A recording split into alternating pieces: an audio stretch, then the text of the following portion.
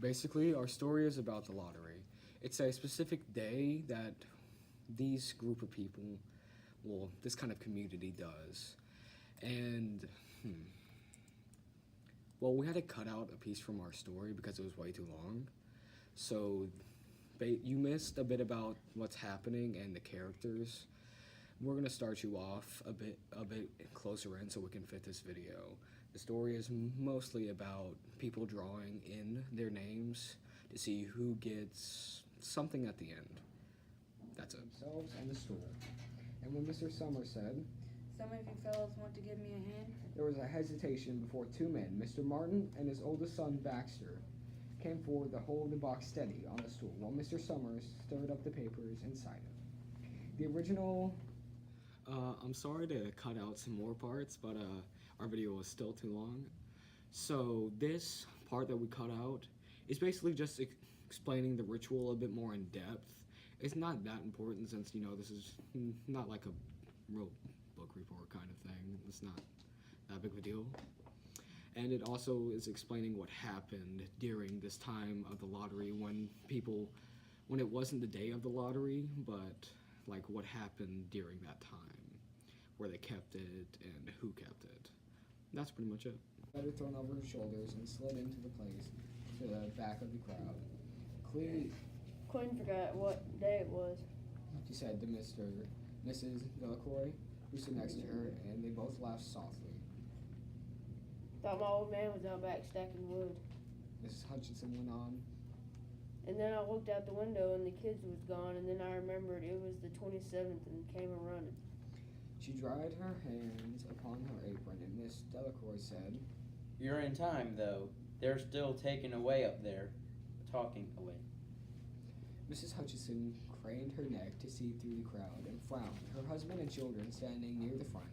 She tapped Mrs. Delacroix on the arm as a farewell and began to make her way through the crowd. The people separated good-humoredly to let her through. Two or three people said in voices just loud to be heard, "Here comes everyone." Here comes Mrs. Hutchinson. And Bill. And Bill, she made it after all. Mrs. Hutchinson reached her husband, and Mr. Summers, who had been waiting, said cheerfully, "Thought we were going to have to get on without you, Tessie." Mrs. Hutchinson said, grinning. Wouldn't have me leaving the dishes in the sink now, would you, Joe? And soft laughter ran through the crowd as people stirred back into position after Mrs. Hutchinson's arrival. "Well now, Mr. Summers said soberly. guess we better get started, get this over with so we can go back to work. Anybody ain't here?" Dunbar. Several people said. Dunbar. I said Dunbar. Dunbar.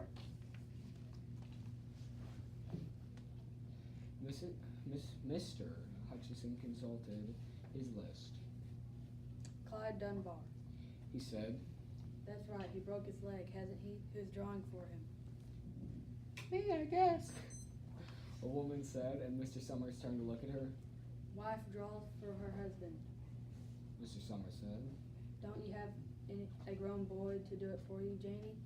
Although Mr. Summers and everyone else in the village knew the answer perfectly well, it was the business of the official of the lottery to ask such questions formally. Mr. Summers waited with an expression of polite interest while Mr. Dunbar answered. Horace is not but 16 yet. Mrs. Dunbar said regretfully. Guess I gotta fill in the old man this year. Right. Sir Summers said. He made a note on the list he was holding. Then he asked, Watson boy drawing this year, A tall boy in the crowd raised his hand. Here. He said, I'm drawing for my mother and me. He blinked his eyes nervously and ducked his head as several voices in the crowd said, thanks.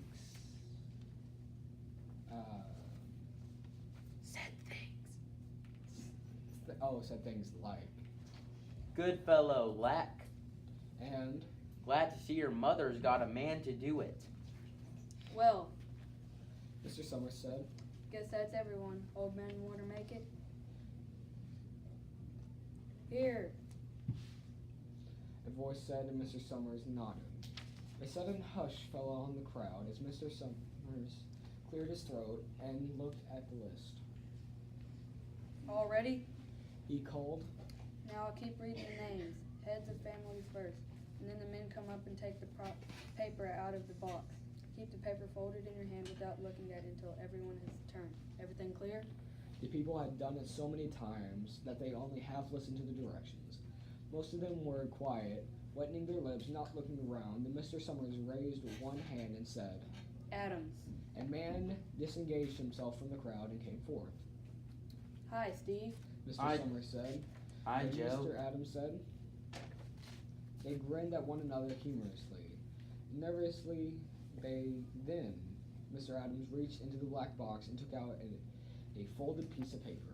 He held it firmly by one corner as he turned and went hastily back into his place in the crowd, where he stood a little apart from his family, not looking down at his hand. Allen. Mr. Summers said. Anderson. Bentham. Seem like there's no time at all between lotteries anymore. Miss Delacour said to Miss Reeves. Seems like we got through with the last one only last week. Time sure goes fast. Miss Graves said.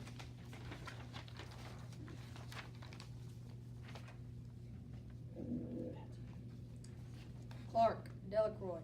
There goes my old man. Miss Delacour said. She held her breath while her husband went forward. Dunbar. Mr. Summers said, and Mrs. Dunbar went steadily to the box, while one of the women said, Go on, Janie. and another said, There she goes. Where next? Miss Grave said. She watched while Mr. Grave came around from the side of the box, greeted Mr. Summers gravely, and selected a slip of paper from the box. By now, all through the crowd, there were men holding the small folded papers in their large hand, turning them over and over nervously. Mrs. Dunbar and her two sons stood together, Miss Dunbar holding the slip of paper.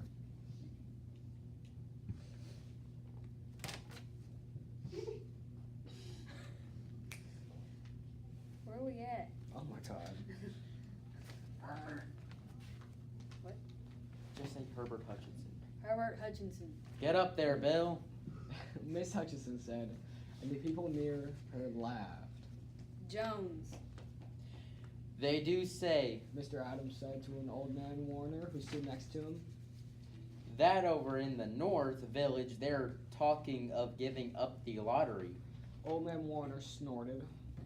Pack of Oh, Pack of crazy fools. He said, Listening to the young folks, nothing's good enough for them. Next thing you know, they'll be wanting to go back to living in caves. Nobody work anymore. Live halfway for a while. Used to be a saying about lottery in June. Corn be heavy soon. First thing you know, we'd be eating stewed chickweed and acorns. There's always been a lottery. he added, petulantly. Bad enough to see you, Joe Summers, up there joking with everybody. Some places have already quit lotteries. Miss Adams said. Nothing but trouble in that. Old man Warner said stoutly. Pack of young fools.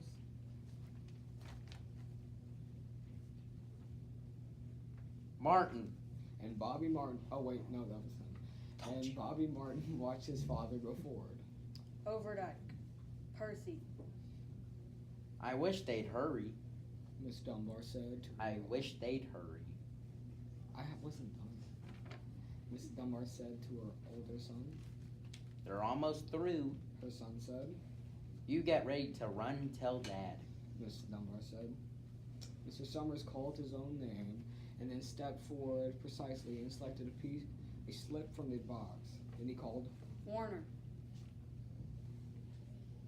77th year I've been in the lottery. Old man Warner said as he went through the crowd. 77th time. Watson. The tall boy came awkwardly through the crowd. Someone said, Don't be nervous, Jack.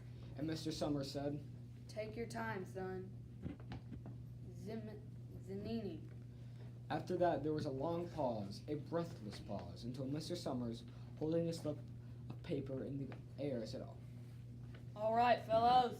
For a moment, no one moved, and then all the slips of paper were open. Suddenly, all the women began to speak at once, saying, Who is it? Who's got it? Is it the Dunbars? Is it the Watsons? Then the voices began to say, It's Hutchinson. It's Bill. Bill Hutchinson's got it. Go tell your father. Mrs. Dunbar said to her older son. People began to look around to see the Hutchinsons. Bill Hutchinson was standing quietly, staring down at the paper in his hand. Suddenly, Tessie Hutchinson shouted to Mr. Summers, You didn't give him time enough to take any paper he wanted. I saw you. It wasn't fair. Be a good sport, Tessie. Miss Delacour said. Miss Delacour called. And Mr. Graves said, Miss Graves. All of us took the same chance. Shut up, Tessie. Bill Hutchinson said. Well, everyone, Mr. Summers said. that was done pretty fast, and now we've got to be hurrying a little more to get done in time. He consulted his next list. Bill, He said, you draw for the Hutchinson family. You got any other households in the Hutchinsons? There's Don and Eva. That's Mrs. Hutchinson. But Alright, Luke, say it. There's Don and Eva. Mrs. Hutchinson yelled. Make them take their chance. Daughters draw with their husbands' families, Tessie. Mr. Summers said gently. You know that as well as anyone else. It wasn't fair. Tessie said. I guess not, Joe. Bill Hutchinson said regretfully. My daughter draws with her husband's family. That's only fair, and I've got no other family except the kids. Then as far as drawing for families is concerned, it's you. Mr. Summers said, explanation. As far as drawing for households is concerned, that's you, too, right? Right. Bill Hutchinson said. How many kids, Bill? Mr. Summers asked formally. 3. Bill Hutchinson said. There's Bill, Jr., and Nancy, and little Dave, and Tessie and me. All right then. Mr. Summers said. Harry, you got their tickets back? Mr. Graves nodded and held up the slip of paper. Put them in the box. Mr. Then Summers directed. take Bill's and put it in. I think we have to start over. No. That's Go. You or Miss Hutchinson. I know. I already just said my said that. part. I already said my part. As quietly as she could. I tell you, it wasn't fair. You didn't give him time enough to choose. Everybody saw that. Mr. Graves had selected 5 slips and put them into the box. And he dropped all the papers, but those onto the ground were caught in the breeze. Then lit and lifted them on. Well, listen, everybody. Miss Hutchinson was saying to the people around her. Ready, Bill? Mr. Summers asked, and Bill Hutchinson, with one quick glance around at his wife and his children, nodded. Remember, Mr. Summers said, take the slips and keep them folded until each person has one. Harry, you help little Dave. Mr. Graves took the hand of the little boy, who came willingly with him up to the box. Take a paper out of the box, Davy. Mr. Summers said. Davy put his hand into the box and laughed. Take just one paper. Mr. Summers said. Harry, you hold it for him. Mr. Graves took the child's hand and removed the folded paper from the tight fist and held it well, while little Davy stood next to him and looked up at him wonderingly. Nancy next. Mr. Summers said. Okay, we interrupt this green screen project to tell you that I only have 9 subscribers on YouTube, so apparently I can only have 15-minute long videos. Bill wants to blame this on Isaiah for being cut short, but I don't think so. You guys, hope you enjoyed.